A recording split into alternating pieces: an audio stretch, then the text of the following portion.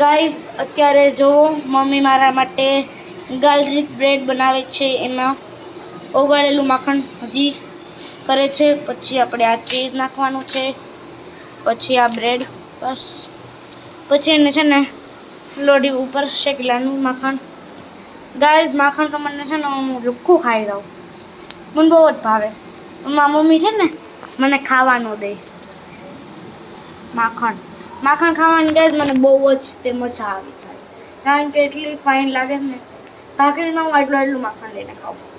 કોને માખણ બહુ જ ભાવે છે કમેન્ટ કરો યાર, કમેન્ટ પ્લીઝ. તો ગાઈઝ અહીંયા બને છે આ આપણે હવે ચીઝ ખમણાઈ છે. બતાવો મમ્મી ચીઝ વધારે મીઠા લાગશે. ગાઈઝ મને લુખું ચીઝ પણ બહુ જ ભાવે, એટલા કટકાવાની હું કેટલી વખત ચચવાડું. આ એક હવે શેકાવવા નાખવાનું છે આપણું. આ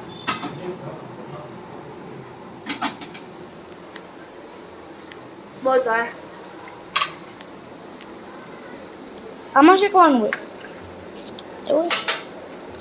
હવે ગાઈઝ હવે આ માખણ આમાં નાખવાનું, પછી બ્રેડને થોડીક વાર આવી રીતે આમ ફેરવવાની અને પછી કાઢી લેવાની. એવી હતી 2 બ્રેડ આપણે કરવાની છે. ગાઈઝ છેલ્લી 3 જ બ્રેડ હતી ઘરમાં, એટલે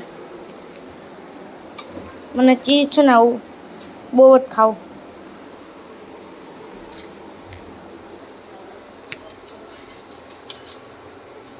હવે કંઈક નાખે શું છે, શું કહેવાય મમ્મી આને? Mix hub. બધા તો આવું હવે કંઈક મિક્સ હબ. આ પીઝામાં પણ નખાય ને બધામાં નખાય ને, વ્હાઈટ સોસ પાસ્તામાં ને આમાં ને બધામાં નખાય. જો બને છે. આ ચોટી ગઈ આમાં. મારી બ્રેડ ખરાબ નહીં કરી નાખતી તું. ગાઈઝ આવું કોને કોને બહુ જ ભાવે કમેન્ટ કરો યાર.